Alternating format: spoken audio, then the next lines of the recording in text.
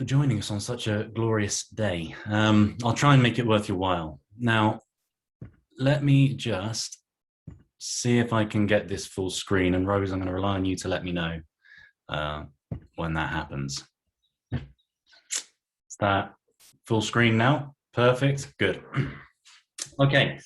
As a brief bit of housekeeping, what I'm going to try and do here is give a sort of a high view of how you can approach residential decarbonisation.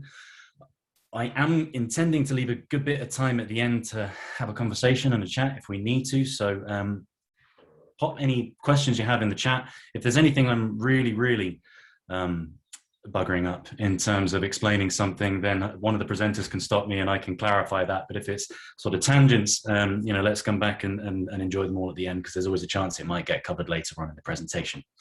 So without further ado, today's agenda. I'm going to tell you very briefly about Western Solar and what we're trying to do and our history. We'll go over a little bit of core terminology, but really that's more just of a slide for you guys to use as a reference point later on. These slides will be available to you afterwards, so feel free to make notes, but you'll also have access to them. We're going to go into the challenge at hand, what we're trying to achieve in terms of decarbonisation in this country and you know, in the world at large, and why that's quite a pressing matter. And then we're going to go through how to decarbonize our lives. So the basic tenets there are to electrify everything, to make our electric appliances as efficient as possible and to use them as intelligently as possible, and then to clean up the source of electricity that is powering all of our appliances and our lives to try and reduce our emissions. We'll touch on the sort of additional benefits to distributed energy in terms of our resiliency and comfort in our own homes. And then we'll look at some practical steps about how you can get started locally, both in terms of identifying areas for improvement within your own homes, and then what the process is going to look like to go about implementing those changes. Okay? So,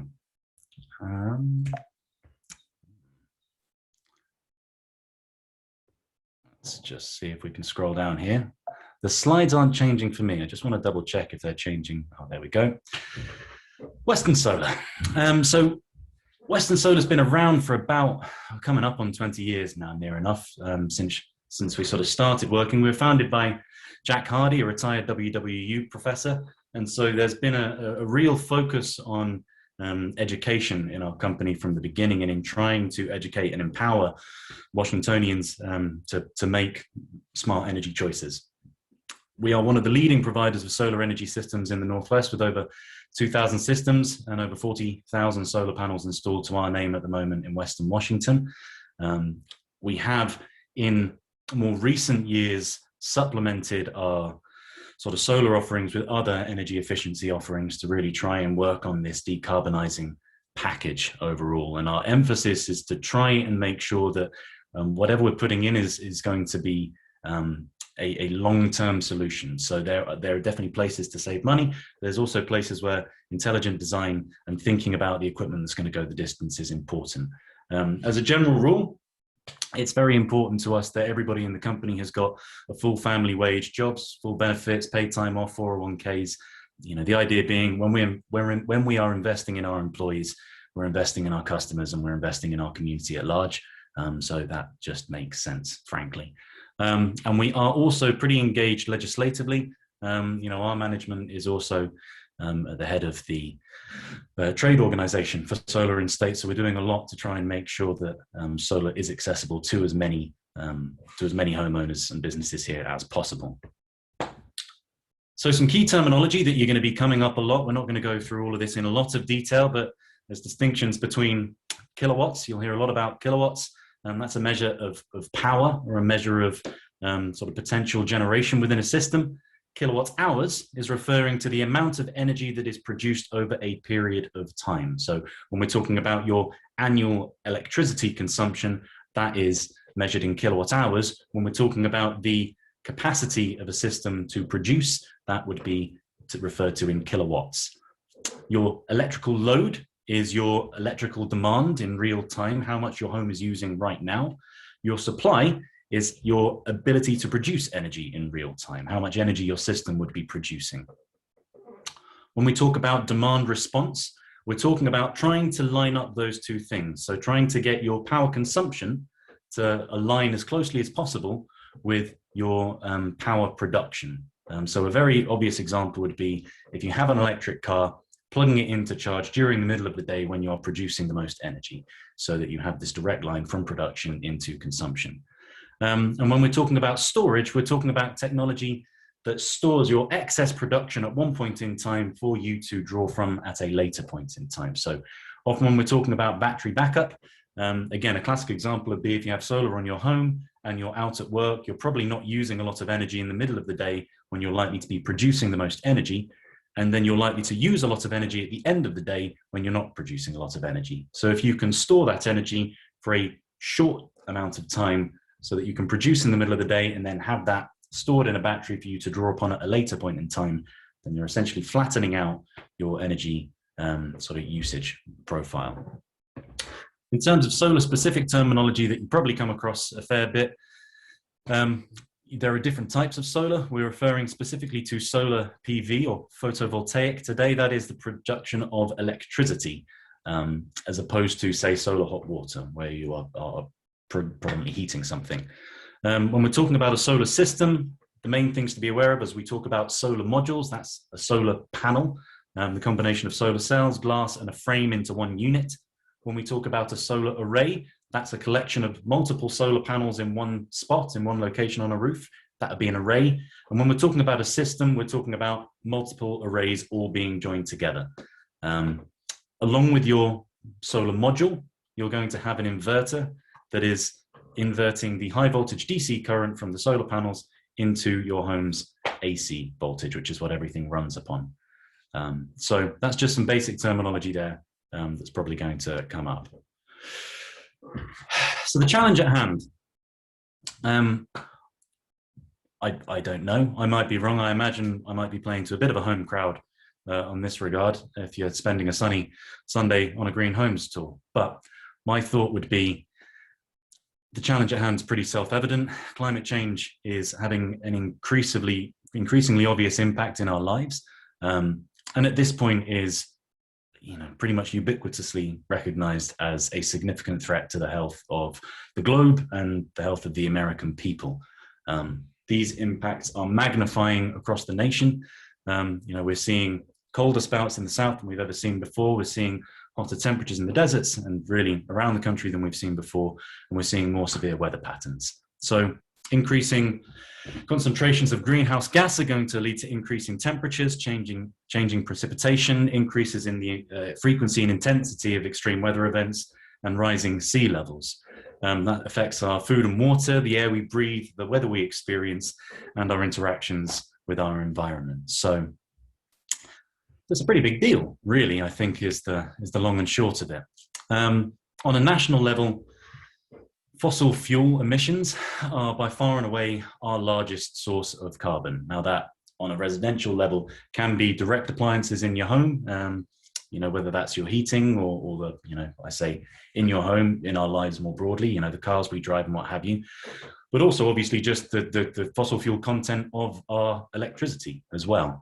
I was fascinated when I was doing this research. The United States is actually responsible for about 80 to 85% of the fossil fuel emissions from North America as a whole. So we're pretty culpable. Within that, the urban environments are our primary source of those emissions. So, if we can start decarbonizing on a city level in our urban environments in the United States, that's going to have a disproportionately large impact on our carbon emissions on the whole across North America. On a state level, obviously, we're seeing that same increase in temperature here in Washington State. The big thing for us is that's going to lead to earlier melting of the snowpack. That's impacting our water supply, and also because of our hydro reserves, our energy supply as well. In addition, there's an increased risk of springtime flooding.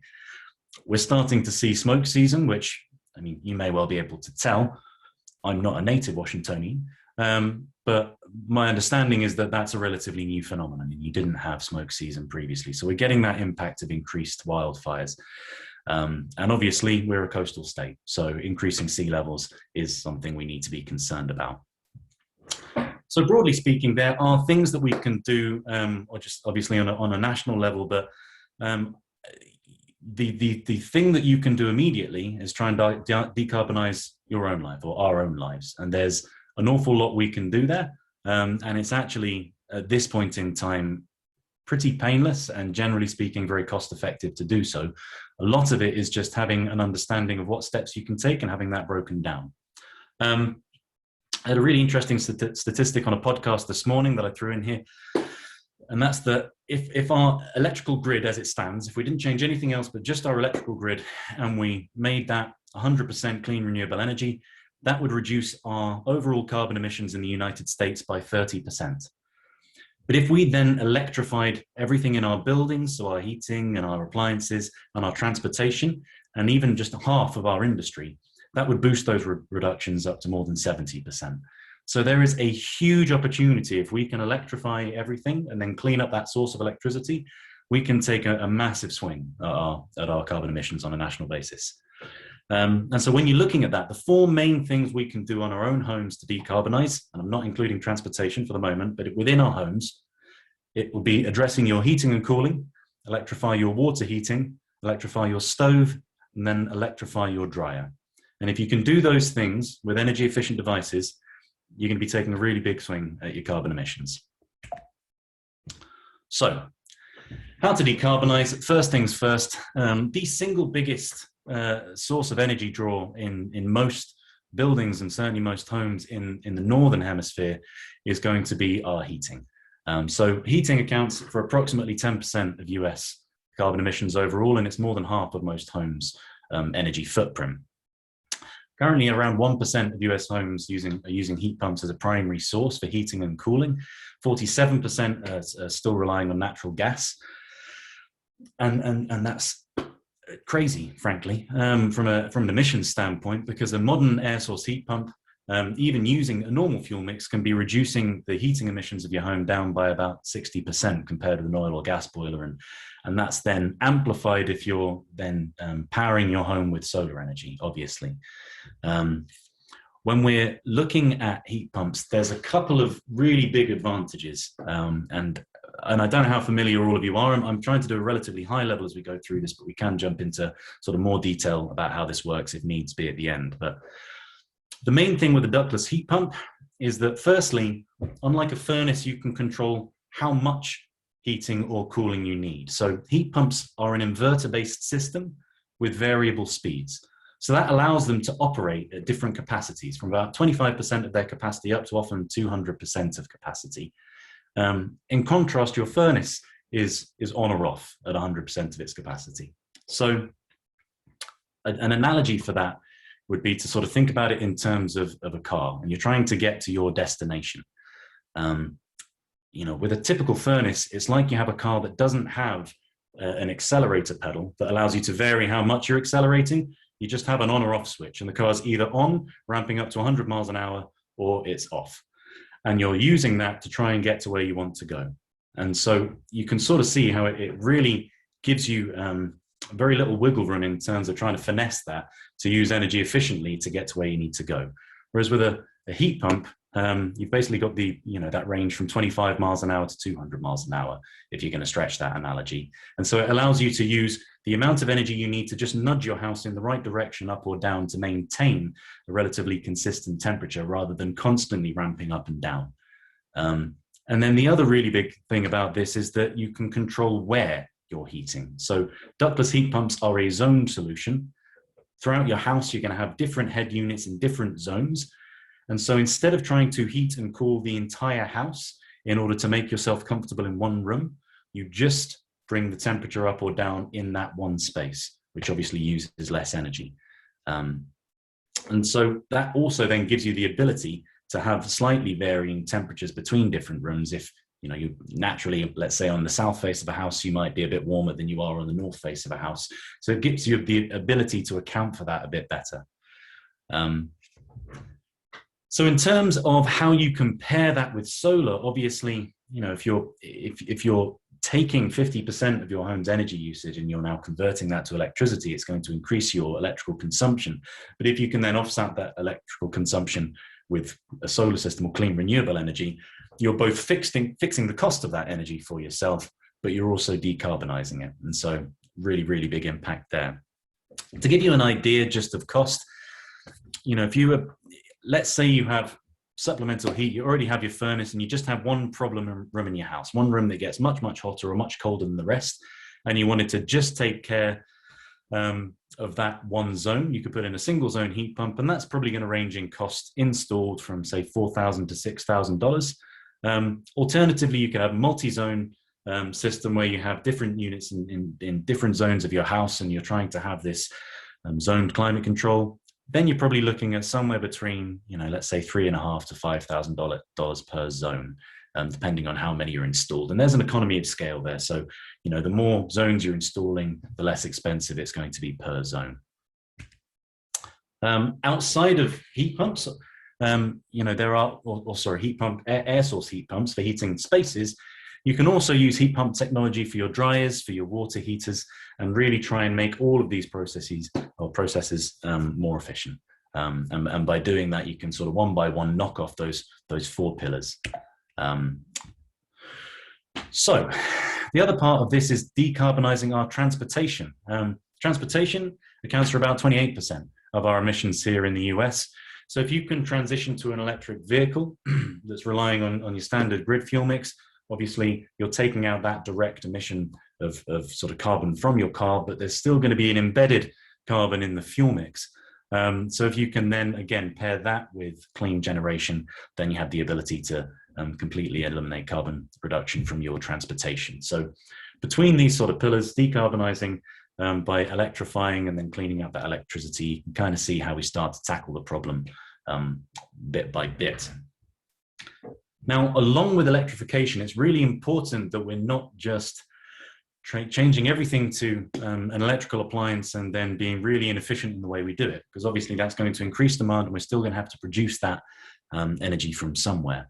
And so it's really important to try and be as efficient as possible. And I'd say when we're talking about space heating, looking at weatherization, sealing your building envelope, making sure that everything is adequately insulated and all the appliances that you're swapping out to are as efficient as possible is going to be your best way to approach that. And so, and I will get onto practical steps, but the first thing to do is try and assess your problem and see what are the most cost-effective steps you can take to try and reduce your energy usage. Having done that, the next thing I would say is really try and make sure that you're putting in smart devices. We have a tremendous opportunity with digitization and with really the ability to get our eyes on the energy that we're using to both, consciously change our behavior, but also utilize the ability to program these devices and make sort of the power of digitization work for us in terms of sort of making our homes efficient automatically. So big thing there is you've got a profile here of home energy usage, and this is actually taken from my manager's home. And so he's got monitoring that lets him see the usage of various different circuits, so he can see at what times of day he is producing the most energy, at what times of day he is using the most energy, and what behaviors are contributing to that. And then that then sort of gives you a pathway to try and chip away at the behaviors and the appliances that are contributing most to your carbon footprint. In addition, there will be at some point updates to grid infrastructure that are going to create opportunities and markets to incentivize strategic energy use. At the moment, we don't have time of use metering here in Washington. We just have a flat rate for power. But there are plenty of markets in the States that do have time of use metering. And it's not hard to imagine that may be a place we one day get to here. So if you can have devices that are automatically able to basically automate your home's energy usage, so you're using energy when power is cheaper and when it has a lower carbon content, and avoid using it when everybody else is using it and when power is more expensive and has a higher carbon content, you can both save money and reduce emissions simultaneously. So, this isn't sort of me saying go and rip out everything in your home right now, because there's a fantastic opportunity in missing. But what I'd say is, as you're going through and replacing appliances at the time of failure, trying to make sure that you're putting in appliances that are basically smart grid ready, is going to be a great way to set yourselves up sort of for those future scenarios. So once we have electrified everything, made sure we're using everything as efficiently as possible, we can now look at decarbonizing that energy by producing it ourselves in a clean and affordable and renewable way. Obviously, from a residential standpoint, I would say the simplest and most cost-effective thing you could do would be to install a solar system to achieve a clean fuel mix. Now, the way a solar system works, just to give you sort of a basic overview, you're going to have solar panels on your roof. They're going to be producing DC, direct current. You then are going to have an inverter, either individual inverters underneath the panels on the roof or a centralized string inverter that is inverting that direct current to alternating current. We're then going to take that and interconnect into your home's electrical panel. So all that power that you're producing on the roof is being inverted, going directly into your electrical panel and powering the circuits in your home in real time. So right now, it's a sunny day. Everything I'm doing, talking to you, my Wi-Fi, the washing that's on, all of it is currently being powered by my solar system in real time. Actually, it's so sunny that not only am I powering everything in real time, but I'm currently exporting a whole load of energy back to PSE. And so that's where your net meter comes in. Currently here in Washington, we have a net metering agreement with our utility companies. That means all of the excess production that is going to occur in the middle of a sunny summer's day, beyond what you can use, is exported back to the grid. Your meter is going to spin backward, tracking all of that energy that you're sending back to PSE, and you're going to build up a bank of credits at retail rates. Then when you are underproducing, let's say at nighttime or in the winter, you turn on your oven, the sun's gone down, you're drawing from that bank of credits that you've exported to PSE. So it isn't necessary to have a battery backup system with your solar. You can simply have a grid-tied system, and in that scenario, what we're trying to do is on an annual basis, produce as much energy as you use, but you're not having in this scenario to match it up exactly with your consumption. You're able to store that energy when you overproduce and use it when you need it. In terms of our solar deployment and our grid-tied market here, the good news is solar is growing exponentially. There has been absolutely massive adoption, over the last decade, and there's projected to be further adoption over the next decade on a national level.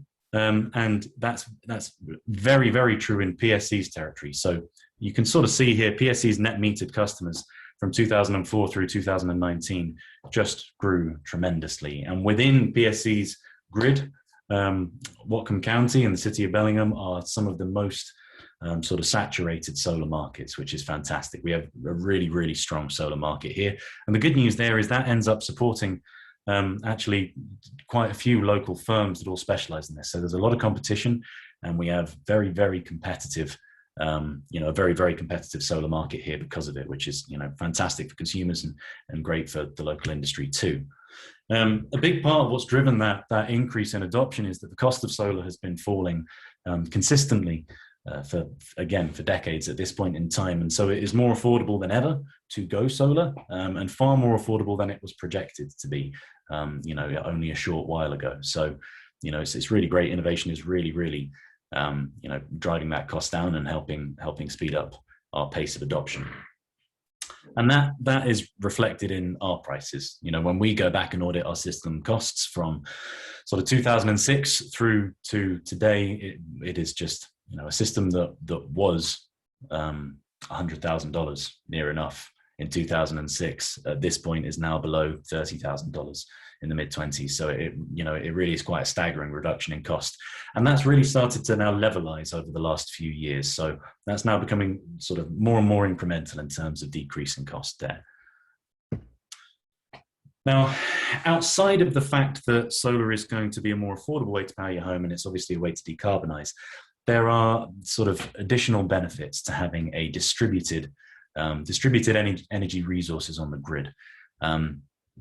So at the moment, we have a centralized grid system. You have centralized generation, and then at some point, hundreds and hundreds of miles worth of transmission lines until we get to sort of substations and then stepping down into your own home.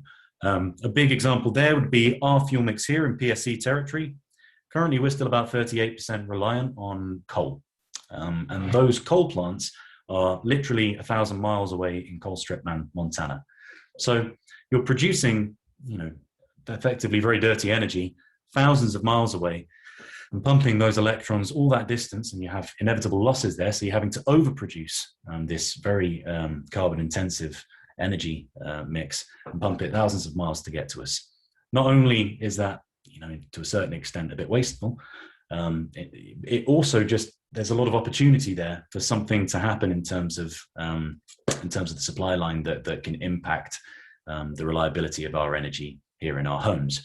So if you can start to decentralize and have multiple different energy resources all working together in a smart grid, we're not only cleaning up our fuel mix, but we're also putting a lot of resiliency into our grid and really helping us for the changing and more intense weather patterns that we are sadly likely to see in the, at this point in time, the near future.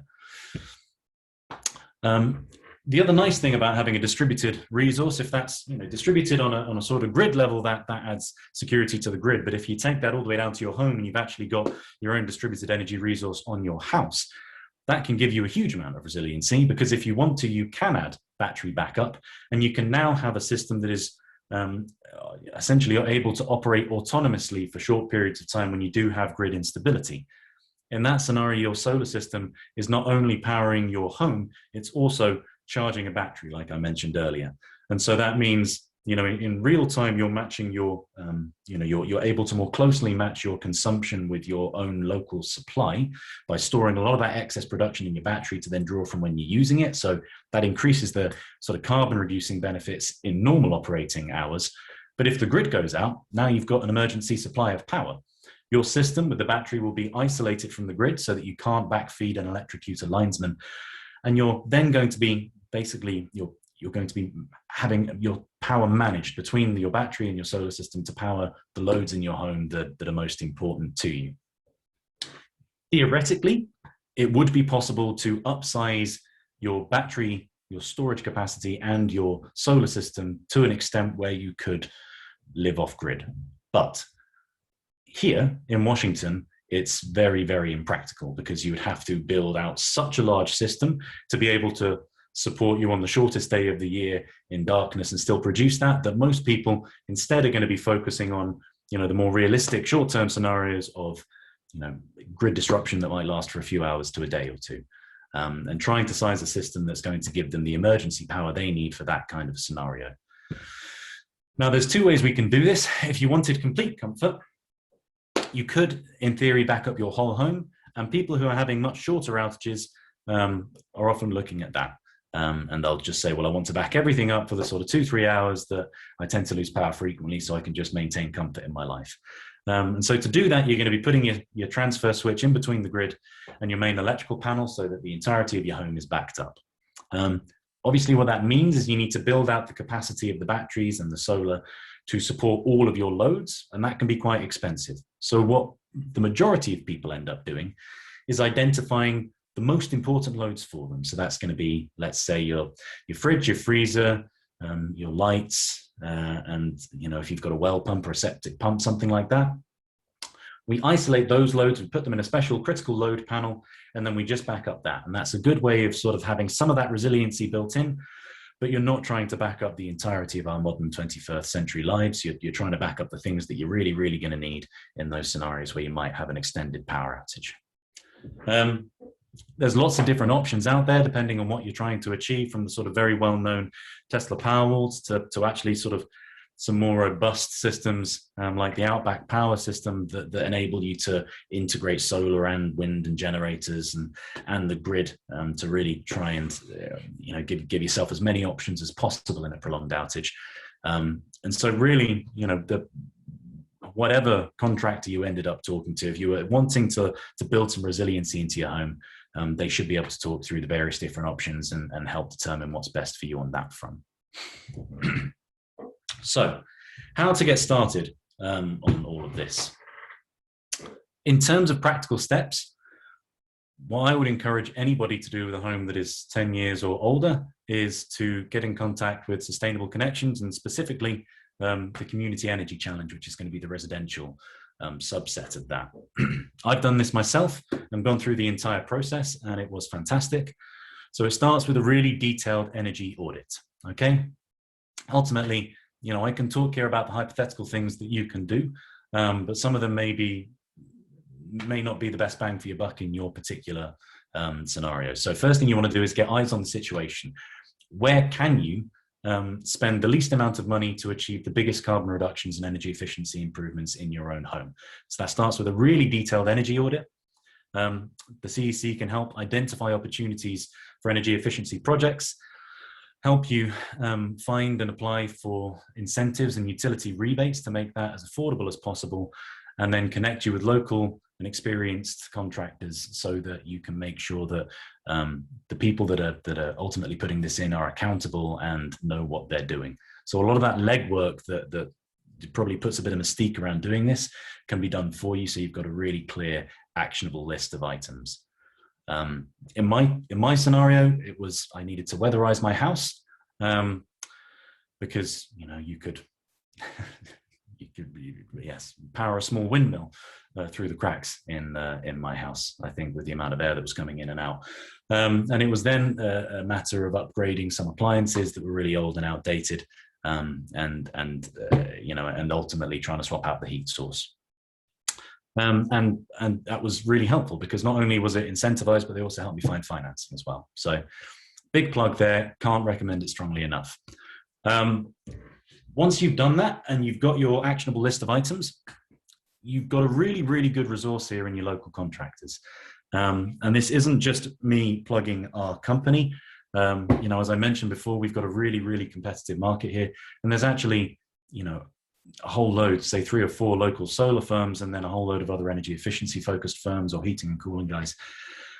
And some of us that do the whole lot. And you know, get multiple bids, get different ideas from different people. Generally speaking, if you're working with someone local, they're accountable to their local community, and they're going to be really incentivized to help you and give you as positive an experience as possible and be honest. So they should be able to design your solutions for you based on, you know, the information and the insight that the CEC has provided. They should be able to put together custom bids and provide you with a financial analysis so you understand both the environmental and financial impact of your decisions. They should be able to source and install equipment, not being tied to one manufacturer, but being able to explain the market to you and really help you hone in on the pros and cons of different options from a technical standpoint. And they should be able to give you ongoing customer support so that, you know, when you're making this transition to a different way of doing things, you feel comfortable that you've got the resources you need long term. From a solar perspective, that's going to start with a site visit. So the first thing for any solar system to even see if this is a practical step for you, it's going to start with a site visit and analyzing your solar resource, the condition of your roof and your electrical panel. It doesn't do anyone any good putting solar on a roof that needs to be replaced within a year, because we're just going to have to take it off again so you can replace it. It doesn't do anyone any good to promise you the world and then put up a solar system that is on a house covered in shade that doesn't work. That just makes people very angry. So it's really important to get on site and determine those things. You know, and obviously everything that is being done needs to be up to code. So making sure that your electrical panel has got the capacity is an essential step there. So, you know, first things first, make sure whoever is coming out to look at this is checking all of those boxes. And from that point, they should be able to give you a really clear, detailed analysis. So this would be just an example of what a financial analysis from Western Solar would look like. Essentially, what you're looking at here is trying to compare the cost of energy from the grid with the cost of energy from a solar system. And so let's take a typical 9.24 kilowatt system. That'd be an average system size for 100% offset here in Bellingham. You know, you're probably going to be looking at around $25,000 for a system of that size. Currently, you would have a 26% federal tax credit worth about $6,500 that you'd be getting back within a year. So your net system cost would end up being about $18,500 for a solar system that would offset all of the energy in your home for an average home here. So what we're doing is comparing that $18,500 with the cost of the energy if you were to carry on buying it from the grid. And so you can see over the warranty 25-year life of the system, that energy would end up costing you nearly $39,000. And you have an opportunity to put a solar system in that is going to generate that electricity for $18,500. In other words, if you're trying to use this much energy over a 25-year period, it's about half the cost if you put a solar system in than if you carry on buying it from the utility company. And so trying to break down some of that mystique is important. The other thing here is that we're just talking about the warranted life of the system there, a 25-year warranted life. Well, the majority of solar systems we're putting in now are still guaranteed to be producing 90 to 92% of their initial output at the end of 25 years. So your actual useful life of this system is more like 40 to 50 years.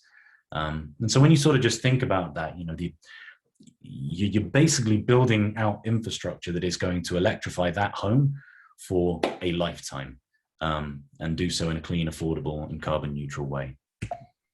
Hey, Callum, I just want to give you your 10-minute warning. Perfect. So,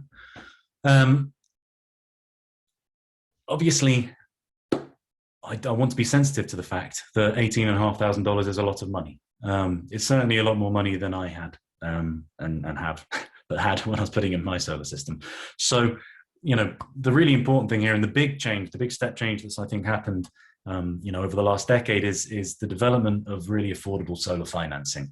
And so this is local credit unions that are stepping up and providing solar specific loans that essentially enable you to swap out the monthly payment you're making toward your utility company for a monthly payment toward your solar system. And what I will say here as well is that PSCCU, Puget Sound Cooperative Credit Union, isn't just focused on solar, they've also got energy efficiency loans.